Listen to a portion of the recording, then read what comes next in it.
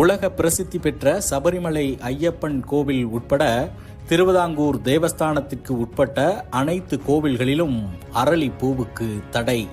காரணம் என்ன என்பது குறித்து விளக்குகிறது இந்த செய்தி தொகுப்பு. கேரள மாநிலம் ஆலப்புழா மாவட்டத்தைச் சேர்ந்தவர் 24 வயதாகும் சூர்யா சுரேந்திரன்.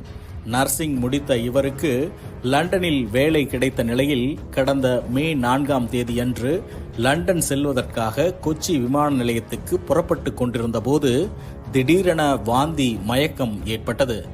இதனையடுத்து மருத்துவமனைக்கு அழைத்துச் செல்லப்பட்ட அவர் வீட்டு மாடியில் இருந்த அரளிப்பூ இதழ்களை வாயில் வைத்து மென்றதாக தெரிவித்தார். உடனடியாக அவருக்கு விஷமுறிவு சிகிச்சை தொடங்கப்பட்டது. அதற்குள் இளம்பெண் சூர்யா சுரேந்திரன் உயிரிழந்து விட்டதாக